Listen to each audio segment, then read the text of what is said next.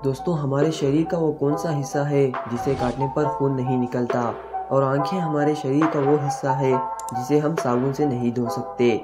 जब कोई जमाई लेता है तो उसे देखकर आखिर क्यों हम भी जमाई लेने लगते हैं? ऐसे इंटरेस्टिंग फैक्ट जानने के लिए बने रहें इस वीडियो के आखिर तक। चलिए शुरू करते हैं। Fact number 1। दोस्तों, हमारे दिमाग को अगर दुनिया का सबसे पावरफुल कंप्यूटर कहें तो गलत नहीं होगा, क्योंकि हमारे दिमाग के ज़रिए सोचने समझने की रफ्तार पलक झपकने से भी ज़्यादा तेज़ होती है। अगर आपके ब्रेन को 5 मिनट के लिए भी ऑक्सीजन ना मिले तो आपके बहुत सारे ब्रेन सेल्स डैमेज हो सकते हैं। Fact number 2। आपकी कोहनी की खाल पर अगर आप पिंच करोगे या लोचोगे तो फिर भी आपको बहुत कम मात्रा में दर्द महसूस होगा, क्योंकि वहाँ पर सेंसरी न्यूरॉन्स कम होते हैं। वहीं आप अपने शरीर के किसी दूसरे हिस्से पर पिंच करोगे तो आपकी चीखें निकल जाएंगी। Fact number 3। हमारे शरीर की किसी जगह पर अगर चोट लगती है या शरीर का कोई हिस्सा कट जाता है तो हमें तुरंत दर्द का एहसास होने लगता है।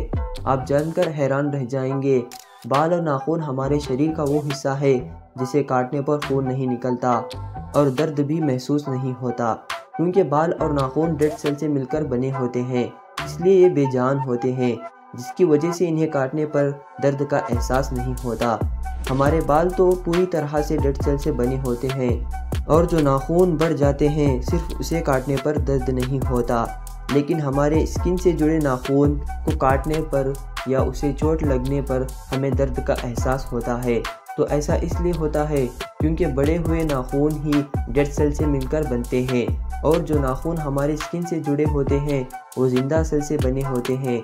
इसी वजह से इन्हें चोट लगने पर या काटने पर दर्द होता है। Fact number 4। आपकी आंखें हर वक्त आपकी नाक को देखती रहती हैं, लेकिन ब्रेन उसे इग्नोर करता है। ऐसा इसलिए होता है क्योंकि हम देखते सब कुछ हैं, लेकिन हमारे ब्रेन बाकी सारी चीज़ों को ब्लर करके सिर्फ उस पर फोकस करता है जो हमारे लिए इम्पॉर्टेंट है।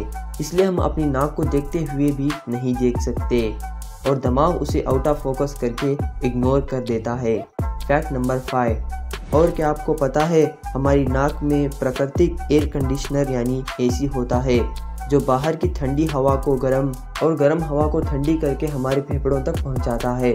Fact number 6। दोस्तों, आपने कभी गौर किया है, कभी कभार ऐसा होता है कि किसी दूसरे इंसान को जमाई लेते हुए देखते हैं तो हम भी जमाई लेने लग जाते हैं।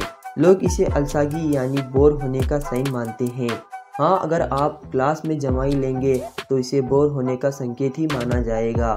और कभी कभार हम बोरिंग और स्लीपी फील भी नहीं कर रहे होते। जमाई हमारे शरीर और दिमाग के बीच होने वाली रिएक्टिव एक्टिविटी है। इसके कई सारे फ़ायदे भी होते हैं। ब्लड फ्लो में ऑक्सीजन को ज़्यादा सप्लाई करना। जब हमारे शरीर का तापमान ज़्यादा होता है तो उसे ठंडा करने के लिए शरीर अपने आप जमाई लेता है।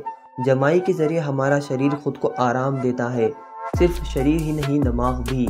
इसलिए जब हमारे सामने कोई जमाई लेता है तो हमारा दिमाग अपने आप एक्टिव हो जाता है और फिर ब्रेन को मैसेज मिलने के बाद हमारी भी जमाई छूट जाती है। Fact number 7।